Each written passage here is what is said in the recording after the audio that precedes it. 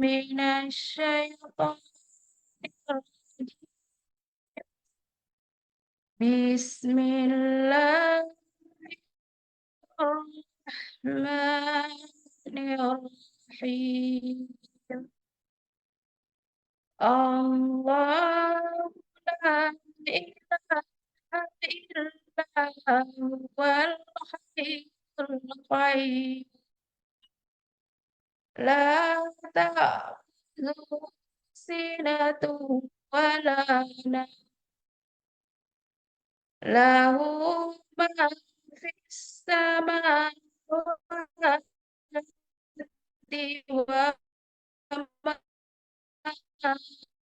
في الأرض فهو إلا بإذنه يعلم ما بين خلفهم ولا يحيطون بشيء من علمه إلا بما شاء وسع كرسيه السماوات والأرض ولا يعود حفظهما وهو العلي العظيم.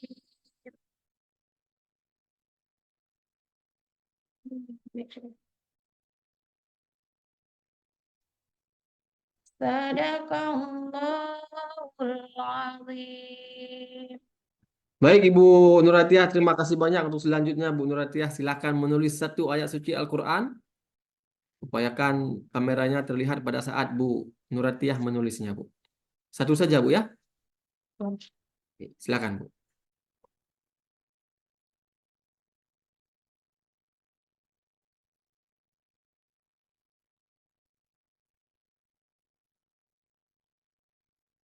Langsung lain.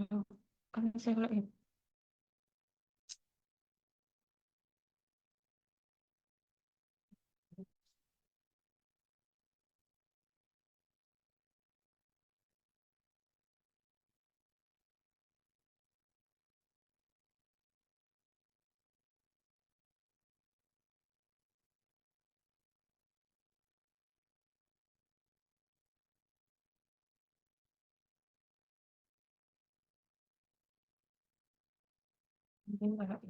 Keluar.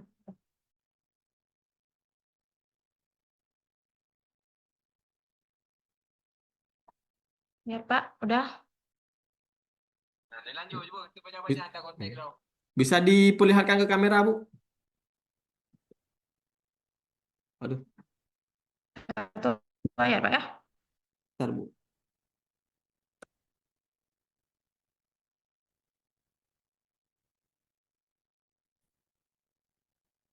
Satu, dua. Satu ayat katanya.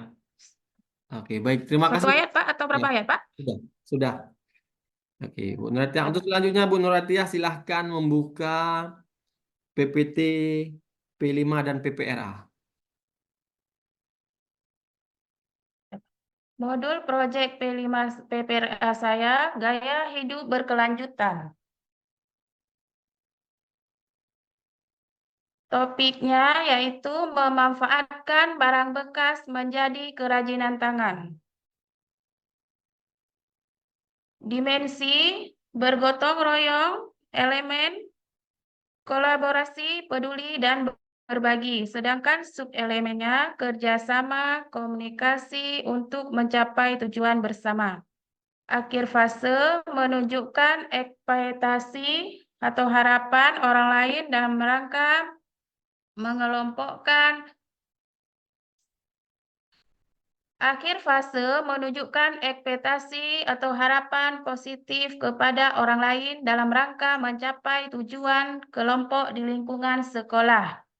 Dan yang kedua, memahami informasi dari berbagai sumber dan menyampaikan pesan menggunakan berbagai simbol dan media secara efektif kepada orang lain untuk mencapai tujuan bersama.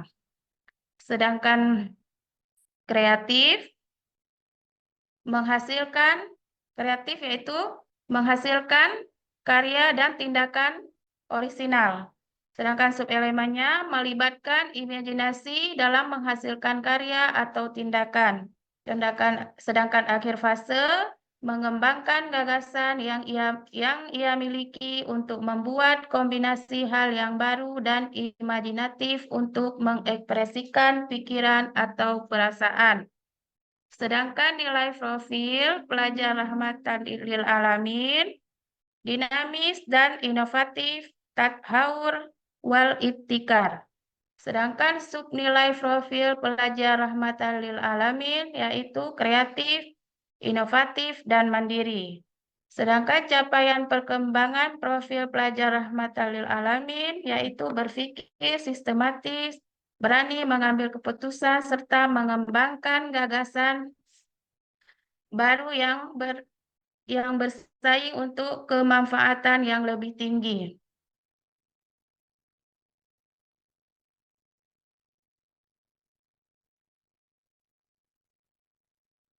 Alur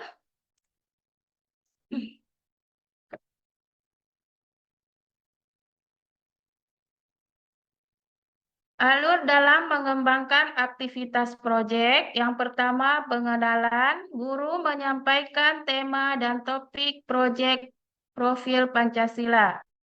Guru menyampaikan tujuan proyek. Guru memperkenalkan berbagai jenis bahan bekas yang bisa dimanfaatkan seperti plastik, kertas, botol. Mengenal contoh kerajinan tangan atau produk kreatif yang terbuat dari bahan bekas. Dan yang kedua, kontekstualisasi.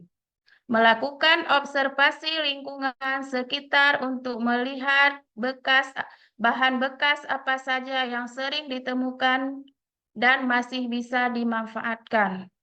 Dan yang kedua, menjelaskan bagaimana pemanfaatan barang bekas yang berdampak positif bagi lingkungan.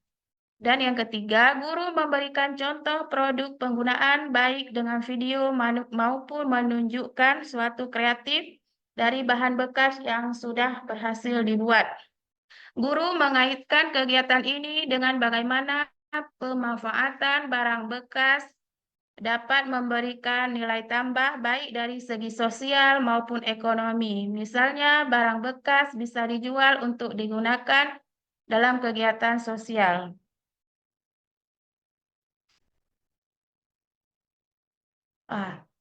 Selanjutnya, alur dalam mengembangkan aktivitas proyek. Aksi yaitu merumuskan berbagai kegiatan yang dapat dilakukan dalam bentuk aksi nyata. Peserta didik mencari dan mengumpulkan bahan-bahan bekas yang sesuai dengan kebutuhan proyek mereka, seperti plastik, kardus, dan botol. Peserta didik melakukan pemilahan bahan berdasarkan jenis dan kegunaannya. Mereka juga membersihkan bahan-bahan yang kotor atau berdebu agar lebih mudah diolah. Dan yang ketiga yaitu menonton video atau tutorial yang ditampilkan guru tentang membuat atau mengolah barang bekas menjadi kerajinan tangan. Selanjutnya, peserta didik membuat sketsa atau rancangan awal dari kerajinan tangan yang akan mereka buat. Mereka memvisualisasikan bagaimana barang bekas yang telah dikumpulkan akan diubah menjadi produk jadi. Selanjutnya, peserta didik mulai memotong, membentuk, memodifikasi bahan bekas sesuai dengan kebutuhan proyek. Peserta didik memberikan sentuhan akhir pada kerajinan mereka seperti menghias, mengecat, memberikan aksesoris tambahan agar produk terlihat lebih menarik dan siap digunakan.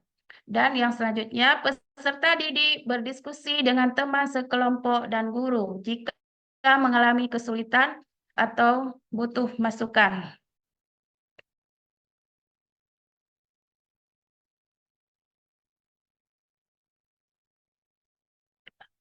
Alur dalam mengembangkan aktivitas proyek. Yaitu yang keempat, refleksi. Melakukan evaluasi terhadap keberhasilan dan hal yang perlu diperbaiki. Apakah kerajinan tersebut sesuai dengan rencana baik dari segi fungsi maupun estetika? Tantangan apa yang kamu hadapi saat mengolah bahan bekas? Bagaimana kamu mengatasi masalah yang muncul? Bagaimana kerjasama dalam kelompok membuatmu menyelesaikan proyek ini? Apa yang kamu pelajari tentang pentingnya menjaga lingkungan dari proyek ini? Apakah hal-hal baru yang bisa kamu terapkan di proyek-proyek selanjutnya? Dan bagaimana perasaanmu setelah berhasil menyelesaikan kerajinan dari bahan bekas? Alur dalam mengembangkan aktivitas proyek, yaitu tindak lanjut atau menyusun langkah strategi untuk perbaikan. Yang pertama, membangun kesadaran lingkungan. Hal ini bisa dilakukan dengan cara membuat poster, video, atau presentasi tentang pentingnya daur ulang dan pengolahan sampah yang baik, serta menyebarnya kepada teman-teman atau komunitas kecil di sekolah. Sekolah membuat program daur ulang berkelanjutan dengan mengatur sistem pengumpulan botol plastik atau bahan atau kertas bekas di sekolah, yang kemudian diolah secara rutin oleh kelompok siswa. Pameran atau presentasi karya dalam hal ini, guru bisa mengadakan pameran mini untuk memamerkan hasil kerajinan peserta didik kepada seluruh warga sekolah, orang tua atau komunitas sekolah lainnya. Hal ini bertujuan untuk memberikan kesempatan kepada siswa untuk memperlihatkan karya, memberikan inspirasi kepada orang lain, dan berbagai pengalaman proses pembuatan. Dan yang terakhir, peserta didik dapat mengembangkan proyek sosial yang terkait dengan pemanfaatan barang bekas mereka, bisa menyumbang hasil karya ke orang lain yang membutuhkan sebagai bentuk kegiatan yang bermanfaat. Rubrik penilaian, suplemen, yaitu kerjasama, mulai berkontribusi secara aktif, sering mengabaikan tanggung jawab dalam tim. Sedang berkembang, kadang-kadang berkontribusi, tetapi sering kurang aktif dalam bekerja sama dengan anggota tim. Berkembang sesuai harapan, berkontribusi secara aktif dan bekerja sama dengan baik dengan tim, sering membantu jika diperlukan. Sangat berkembang secara konsisten, berkontribusi secara aktif, mendukung dan mendorong kerjasama yang sangat baik dan dalam tim, serta memotivasi anggota tim. Komunikasi untuk mencapai tujuan bersama. Komunikasi dengan anggota tim sangat minim atau tidak. Komunikasi cukup dengan kadang-kadang. Berkembang sesuai harapan, komunikasi dengan anggota tim jelas dan efektif, responsif. Sangat berkembang, komunikasi sangat baik dengan anggota tim, selalu jelas. Suplemen, melibatkan imajinasi dalam menghasilkan karya atau tindakan. Karya atau tindakan yang dihasilkan sangat sederhana, tampak menunjukkan elemen imajinatif yang signifikan. Karya atau tindakan menunjukkan beberapa unsur imajinatif, tetapi masih terbilang umum dan kurang inovatif. Karya atau tindakan menunjukkan tingkat kreativitas yang baik dengan penggunaan imajinasi yang terlihat jelas. Karya atau tindakan menunjukkan tingkat kreativitas yang sangat tinggi dengan ide-ide yang inovatif, original, dan di luar kebiasaan.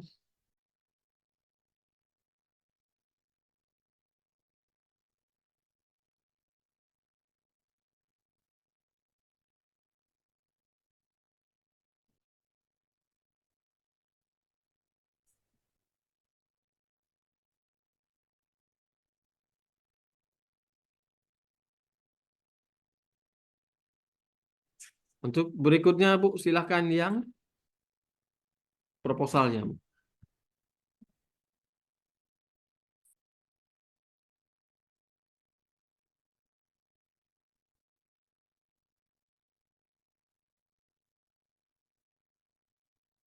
Proposal PTK saya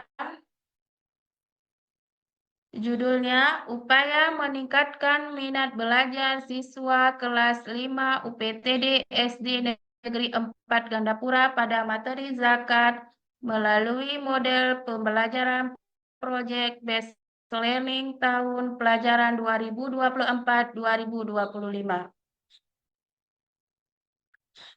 Adapun latar belakang masalah, yang pertama berdasarkan hasil evaluasi dari 12 siswa, hanya 5 siswa yang sudah benar-benar memahami konsep zakat dan memenuhi KKM, sedangkan yang lain masih di bawah KKM.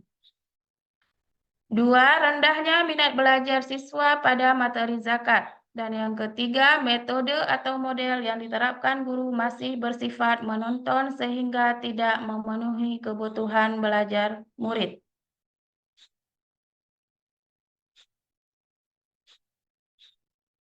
Adapun rumusan masalahnya, 1. Bagaimana upaya guru dalam meningkatkan minat belajar peserta didik kelas 5 SD NN 4 Gandapura pada materi zakat?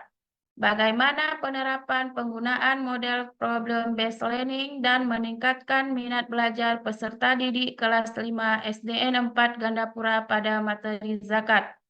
Apakah terdapat perbedaan yang signifikan pada peserta didik kelas 5 SDN 4 Gandapura terhadap minat belajar pada materi zakat sebelum dan sesudah penerapan model problem based learning? Adapun tujuan penelitiannya, berdasarkan permasalahan yang telah dirumuskan, maka yang tujuan penelitian dalam penelitian ini adalah: yang pertama, untuk mengetahui peningkatan minat belajar peserta didik kelas 5 SDN Negeri 4 Gandapura pada materi zakat setelah diterapkan model pembelajaran problem based learning atau PBL. Yang kedua, untuk mengetahui bagaimana penerapan penggunaan model problem learning dalam meningkatkan minat belajar peserta didik kelas 5 SDN Negeri 4 Gandapura pada materi zakat. Dan yang ketiga, untuk mengetahui bagaimana perbedaan yang terjadi terhadap minat belajar tentang zakat setelah diterapkan model pembelajaran based learning.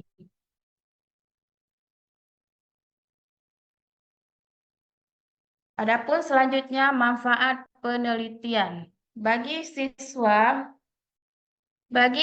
meningkatkan pemahaman siswa, penelitian ini akan memberikan manfaat dalam meningkatkan pemahaman siswa terhadap materi zakat melalui model problem based learning.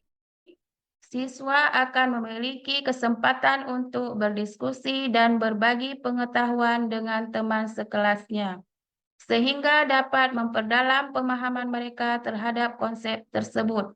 Dan yang kedua, bagi guru, penelitian kelas ini bermanfaat untuk senantiasa meningkatkan kualitas pengelolaan kelas dalam proses pembelajaran, menjadikan para guru untuk senantiasa menciptakan suasana belajar yang aktif, kreatif, dan menyenangkan. Dan yang ketiga, bagi sekolah, meningkatkan mutu pembelajaran agama Islam khususnya tentang materi zakat di sekolah serta memperbaiki sistem pembelajaran dengan penggunaan model pembelajaran yang sesuai dengan kebutuhan belajar siswa. Pengertian Project Based Learning. Langkah-langkah pembelajaran Project Based Learning atau PBL, hubungan problem based learning dengan minat belajar, kelebihan problem based learning, dan kekurangan problem based learning. Variabel penelitian, variabel bebas atau independent variabel, yaitu model pembelajaran problem based learning atau PBL.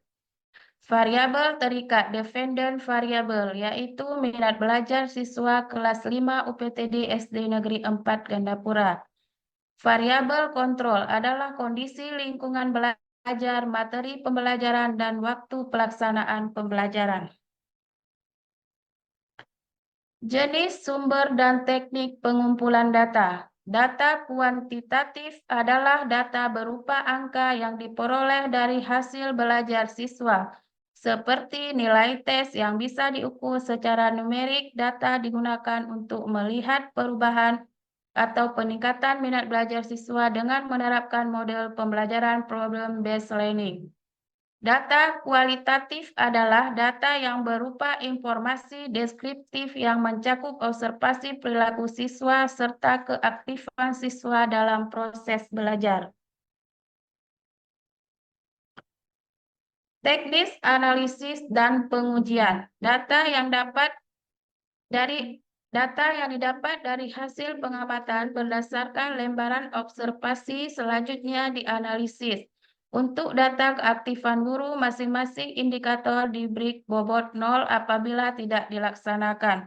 Bobot 1 jika belum sempurna, bobot 2 kurang sempurna, bobot 3 apabila sempurna, dan bobot 4 jika sangat sempurna.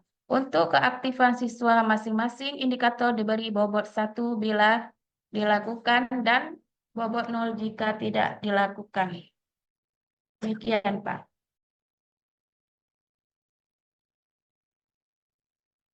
Baik, terima kasih Ibu Nuratiah atas presentasinya. Sebelum saya tutup, ada beberapa hal mungkin yang akan saya tanyakan Bu Nuratiah ya. Bu Ya, Nuratiah, Pak. masih ingat ada berapa elemen untuk pendidikan agama Islam dan budi pekerti? Elemen. Ada 5, Pak. Ada 5. Bisa disebutkan 5 elemen PAI dan budi pekerti?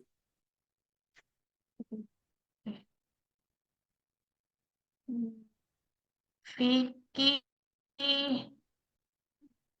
Quran hadis, SKI, akidah, akhlak. Itu, Pak. Berapa Bu? 5. 5 ya. Oke, 5, baik. Pak. Nah, Ya. kalau untuk co-curricular yaitu mengembangkan profil pelajar Pancasila, ada berapa dimensi profil pelajar Pancasila? Curriculum.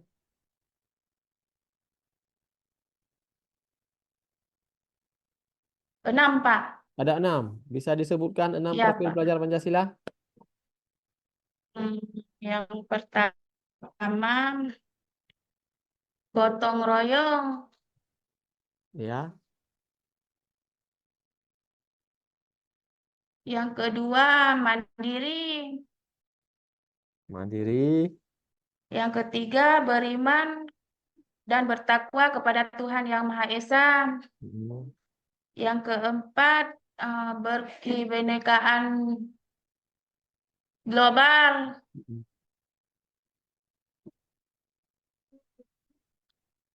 Kreatif, Kreatif,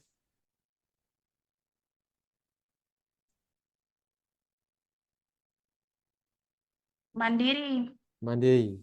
Berapa sudah? Ya, Pak. 6, 6. Pak. Oke, oke. Nah, untuk membuat proyek seperti pada PPT yang telah Ibu presentasikan, tentu saja sudah diberikan tema-tema untuk setiap proyek yang akan kita kembangkan. Ada berapa tema untuk proyek P5?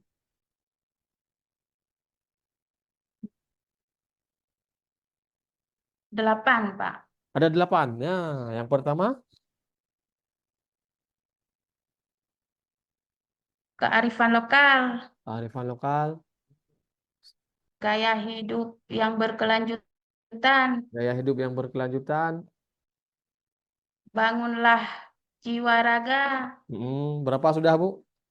3, Bu. 3. 3, Pak. Ya, kemudian Sorry, Bu. Sorry, Pak. Hmm, re- rekayasa dan teknologi, rekayasa dan teknologi, kemudian kewirausahaan, mm, Bhinneka Tunggal Ika, suara demokrasi, dan kebersamaan. Hah? Kebersamaan?